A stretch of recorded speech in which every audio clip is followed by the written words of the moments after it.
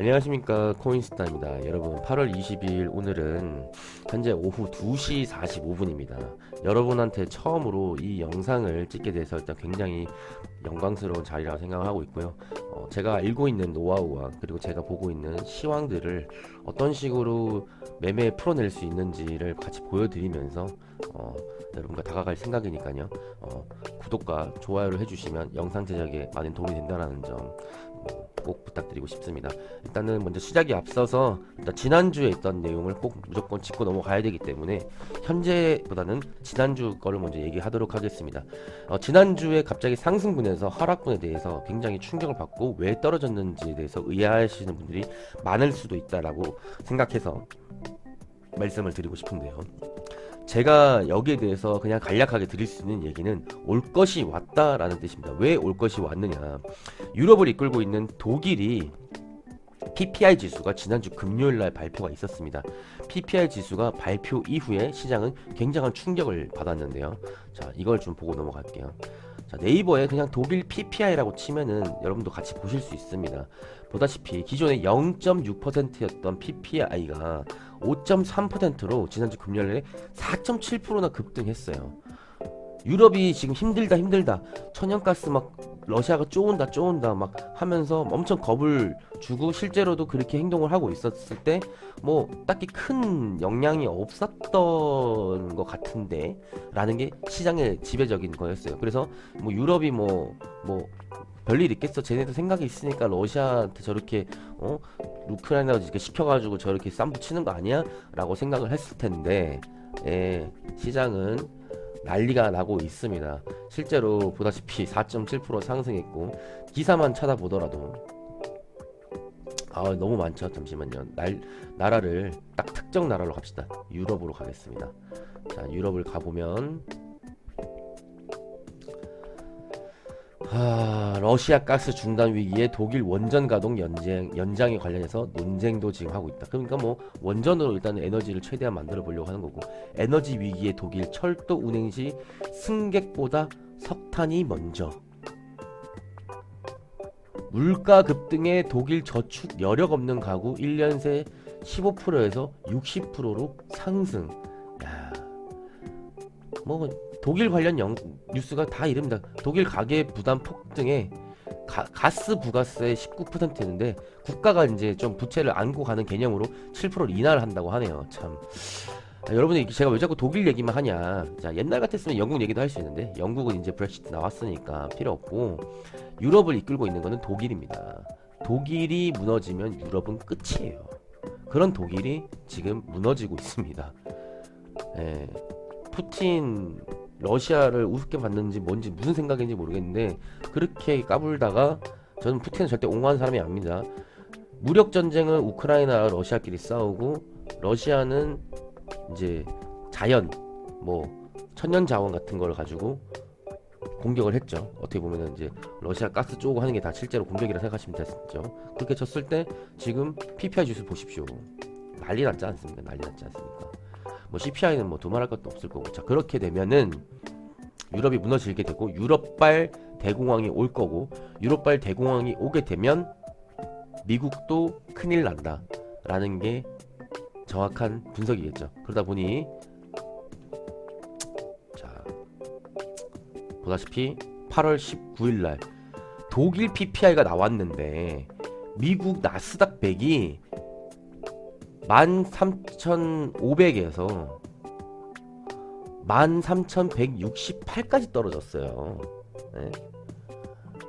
여러분, 연관성이 없는 게 아닙니다. 그렇기 때문에 최소한이나마 유럽을 볼 때 독일 걸 좀 보고 미국 거를 봐도 충분히 대응을 할 수 있는 경우가 생긴다는 걸 이렇게 보여드리고 싶었습니다. 일단 비트코인도 마찬가지로 PPI가 나오자마자 살벌하죠. 23K에서 20K까지 반납해버립니다. PPI 이거 발표하자마자. 그러니까 이 매매를 잘 하시는 세계적인 자본가, 솔직히 큰 고래들이 뭐 바보겠습니까? 천재겠죠. 그분들이 유럽발 경제 대공황을 예측을 하고 탈출한 겁니다, 여러분들. 탈출한 거예요, 이거. 저는 그렇게 생각을 해요. 물론 롱에 대한 가능성도 있습니다만, 저는 탈출했다라고 보는 게 좀 더 맞은 것 같아요. 지금 박스권 중간에서 이게 나왔다는 거는 일단 최소 18K까지는 반납할 거라는 거거든요. 제가 보기엔 그래요. 저는 과감하게 드릴 수 있는 포지션은 저는 숏이 맞다라고 생각을 합니다. 여튼 뭐 그러함으로 인해서 이렇게 보시면 될 것 같고, 이 얘기 말씀 안 드렸구나. 자, 보시면 여러분들 데드 크로스, 골든 크로스에 대해서 혹시 알고 계십니까? 이 부분은 나중에 또 영상을 통해서 기술적 지표를 좀 알려드릴 텐데, 이 보시면 데드 크로스가 나왔습니다. 자, 이날이죠. 자, 이날 17일 날이죠. 17일 날 연결해서 보시면, 자, 데드 크로스 나오고 나서부터 시장이 이렇게 좀 하다가 PPI 나오자마자 바로 찍어버리죠. 네. 자, 그러면 나스닥도 같이 보시면, 나스닥도 참고로 이거 일봉 차트입니다. 1일 데일리 차트. 데드 크로스 나오고 나서 좀 버티다가 PPI 나오자마자 찍어버리죠. 비트코인이 눈치가 빨라요. 비트코인은 이미 하락분을 주고 있었단 말이죠. 근데 나스닥은 하락을 좀 주다가 올라갔어요. 상대적으로. 물론 뭐 애플이나 뭐 마이크로소프트나 뭐 테슬라나 수많은 미국의 대형 대기업들이 올라가주는 거에 100개가 합친 게 나스닥 100이다 보니 그들이 이제 주가에 좀 약간 이렇게 받쳐 올려주니까 이렇게 된 것도 맞지만, 여튼 결론적으로 뭐다? 주가 그렇게 받쳐주고 뭐하고 해도 시장은 해석이 다 다를 수 있다. 근데 거기서 경제지표를 절대 무시할 수가 없다라는 거예요. 그 경제지표가 심지어 하물며 독일 거였는데도 독일 PPI가 높이 나왔다고 미국 나스닥이 무너져 버리는 겁니다. 네. 자, 이런 것들을 좀 봐야 되기 때문에 이렇게 여러분들한테 말씀을 좀 드린 거고. 자, 그러면은 경제지표 어떻게 보나요? 그걸 미리미리 어떻게 하나요? 내가 뭐 내일 먹을 반찬도 그렇게 신경 못 쓰는데 어떻게 될까요?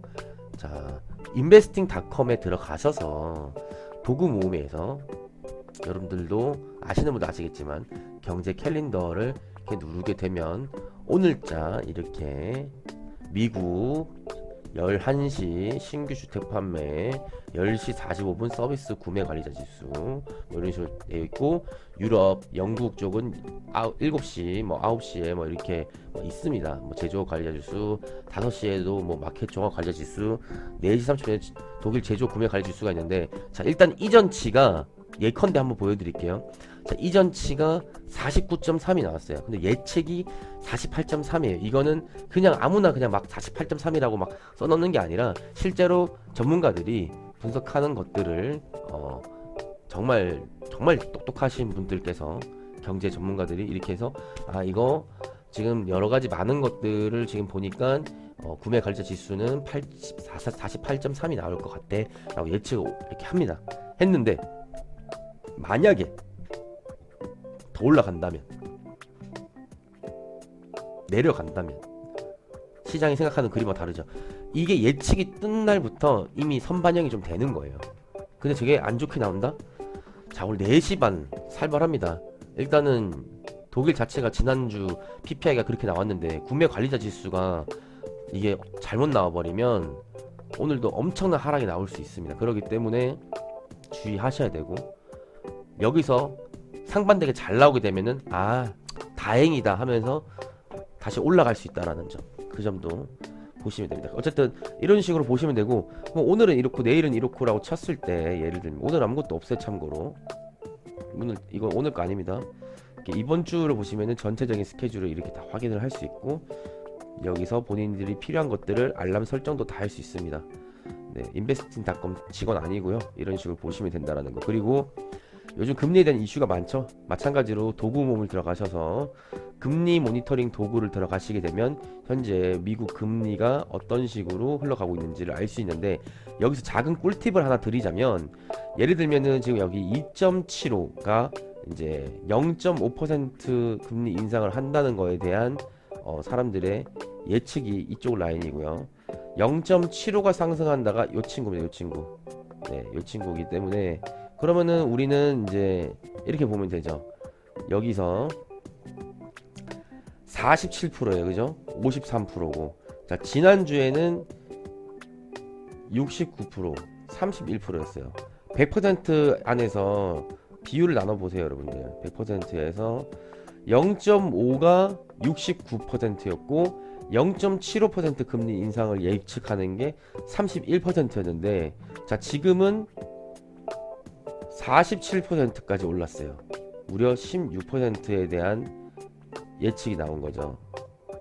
그리고 나머지 이로 다 반납을 한 거죠. 2%가 오차가 이렇게 내려온 거죠. 그러면 아 이거는 0.75%가 금리를 인상할 수 있으니 시장은 하락하는 쪽에 자이언트 스텝을 또 가기 때문에 하락하는 쪽에 힘이 실리는 겁니다. 그런데 만약에 오늘은 이렇게 나왔는데 뭐 이번 주나 내일이나 해서 만약에 여기 지금 낮아졌던 53%였던 친구가 여기 있던 친구가 이 친구가 53이 아니라 53%였던 친구가 이게 얘는 0.5% 금리 인상이라고 했어요. 그죠? 멋있게 말하면은 50bp라고 하죠. 자, 이 친구가 다시 뭐 63%뭐 이런 식으로 좀 올라와 준다면 어떻게 될 것 같아요? 시장은 다시 상승을 하는데 힘이 좀 실릴 겁니다. 이런 식으로 요것만 봐도 어느 정도 트렌드를 확인할 수 있다. 매매를 할 때 여러분들이 많은 분들이 보조지표만 공부하시는 분들이 굉장히 많은데 보조지표를 당연히 공부를 하는 것도 좋습니다. 기술적 지표 보는 거 굉장히 중요하고 저도 그걸로 매매를 합니다. 하지만 어느 정도 시장의 흐름을 이해할 수 있는 방법을 알려드리고 싶기 때문에 이렇게 말씀을 드리는 거고 그거는 정말 다른 것도 아닌 이 금리 모니터링 도구만 봐도 현재 가능합니다. 물론 제로금리 시대 때는 볼 필요가 없어요. 하지만 지금은 제로금리가 아니라 미국이 기준금리를 얼마만큼 올리느냐에 따라서 이제 유럽이나 뭐 다른 아시아나 한국 뭐 이런 데에서 금리를 어떻게 잡냐가 중요하죠. 여러분들 중에서 혹시 빚을 엄청 많이 내서 집을 사신 분들이 이걸 시청하고 계십니까? 그러면 금리가 많이 오르게 되면 여러분들의 은행 금리는 어떻게 되죠? 올라갑니다. 네. 물론 고정금리로 하신 분들은 조금 늦게 반영이 되겠지만 어쨌든 변동금리로 계약하신 분이나 아니면은 빚을 내서 매매하신 분들이 있다고 하면은 금리 변동에 있어서 굉장히 예민하게 보겠죠. 네. 그런 점 금리 모니터링 도구를 통해서 할 수 있는 시대가 왔고 현재 그 시대에 맞춰서 이렇게 알려드렸습니다. 자, 지난주에 보시면은 뭐 보다시피 이렇게 엄청나게 뭐 빠졌고 조금 확대해서 보여드리자면 마이크로소프트, 애플, 구글, 엔비디아, 뭐 아마존, 뭐 테슬라, 뭐 할 거 없이 다 뱉었습니다. 근데 저 중간에 이제 헬스케어 섹터만 이렇게 불이 들어와 있죠. 네, 이거는 원숭이 두창 관련돼서 어느 정도 있기 때문에 헬스케어에 올라갔다. 그리고 코로나가 아직도 끝나지 않았다라는 이유로 지금 저렇게 헬스케어가 좀 올라간 겁니다.